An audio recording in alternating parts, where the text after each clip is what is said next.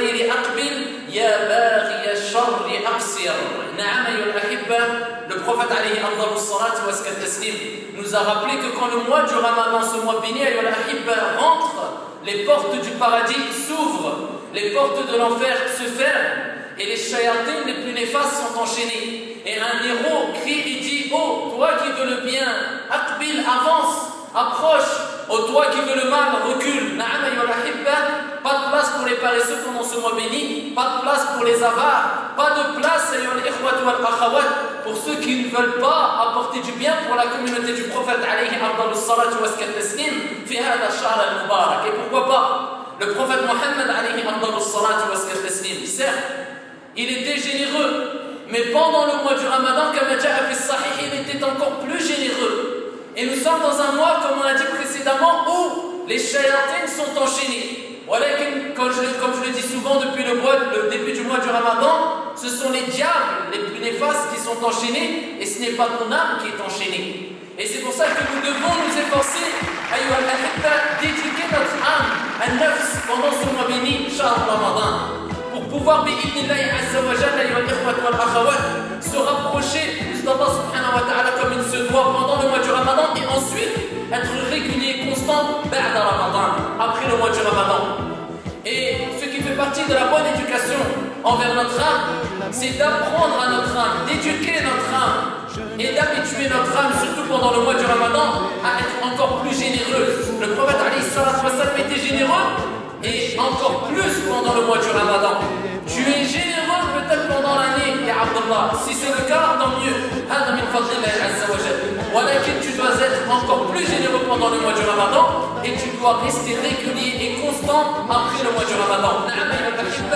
Il y a beaucoup de gens qui implorent Allah subhanahu wa ta'ala de leur accorder subsistance, de leur accorder un risque, une subsistance, de l'argent, des biens.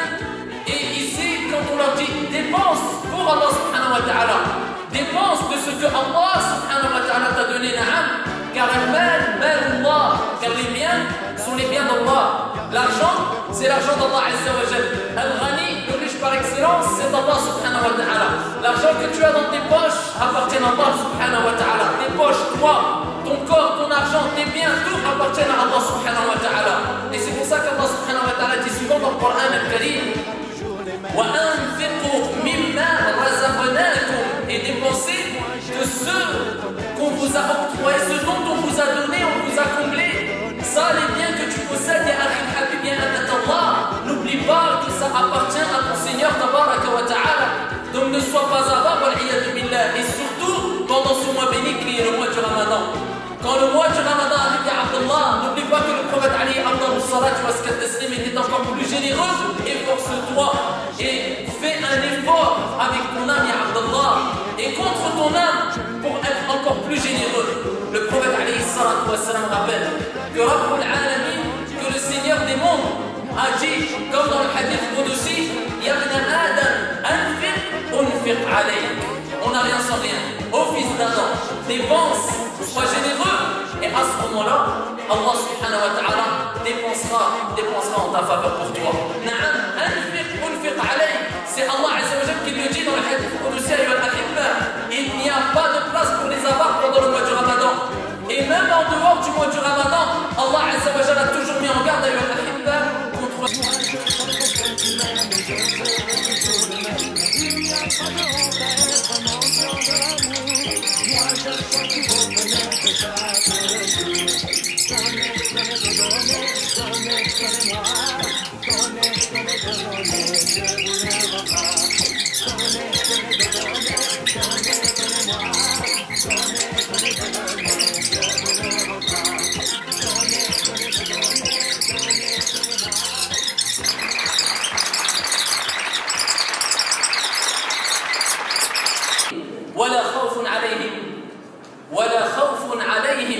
Allah Azza wa Jalla dit quoi?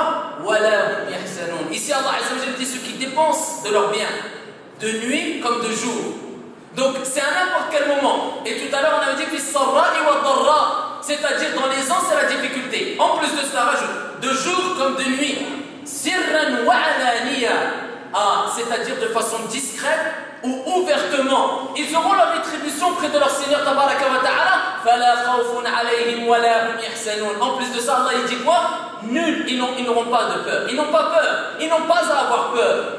Ils ne seront pas apeurés et pas d'affliction pour eux. Donc n'aie pas peur. Anfiq wa la takhaf ya Abdallah. Et dépense ouvertement et ici discrètement. Bien que nous savons tous et toutes ayyuhal ahibba que l'aumône la plus aimée, et ça c'est une règle générale, c'est l'aumône faite de façon discrète à tel point que la main droite ne sait pas quelle quantité il y a, ou plutôt la main gauche ne sait pas quelle quantité il y a dans la main droite. Ça c'est une règle générale, mais Allah il dit sirran wa alaniya, c'est-à-dire discrètement et ouvertement. Ça c'est la preuve que quand tu vois qu'il y a un intérêt de donner des aumônes ouvertement pour motiver les gens, ou bien, continue avec moi, ya Abdallah, faire n'importe quel acte d'adoration qui même à la base est préférable de l'accomplir de façon discrète, mais il y a un intérêt de le faire ouvertement, alors fais-le ouvertement, comme si la personne allait se lever. Au moment où on récolte de l'argent et personne veut donner de l'argent et lui, il ne veut pas donner ouvertement, mais il sait qu'il y a un intérêt. Et il sait que s'il ne donne pas ouvertement pour motiver les gens, personne ne donnera. Il se lève et dit, moi je donne 200 €. Est-ce que nous allons dire que c'est une personne qui aime Ash-Shuhra, ou qui aime se montrer, ou qui veut se dire, voilà moi je suis quelqu'un de généreux devant les gens? Non, parce que lui il ne voulait pas le faire, mais il n'a pas le choix que de le faire ouvertement. Et il est encadré par ce verset coranique, Alladhina yunfiquna amwalahum bil-layli wan-nahar sirran wa alaniya. Ah, de façon discrète ou ouvertement. Et toute action c'est la même chose. Quand on n'a pas le choix et on n'a pas d'autre solution que de faire une action ouvertement, ça ne veut pas dire automatiquement qu'on cherche à essayer à attirer les foules ou alors à attirer une certaine notoriété, mais quand on le fait ouvertement et on sait qu'il y a un intérêt, et ici qu'il y a un intérêt bénéfique pour la communauté, à ce moment-là, non seulement on dit c'est bien de le faire, mais tu dois le faire. Et ça, c'est ce qu'on appelle al-hikmah, la sagesse. Faire ce qu'il faut, de la manière qu'il faut, au moment qu'il faut, tu t'adaptes, et là tu sais à ce moment-là qu'il faut te montrer, et tu n'aimes pas les éloges des gens, ou tu ne fais pas cela pour recevoir les éloges des gens, mais parce qu'il y a un intérêt, que ce soit une aumône, ou bien un da'wa, ou bien quoi que ce soit d'autre parmi les actes d'adoration, fais-le, peu importe ce que vont dire les gens.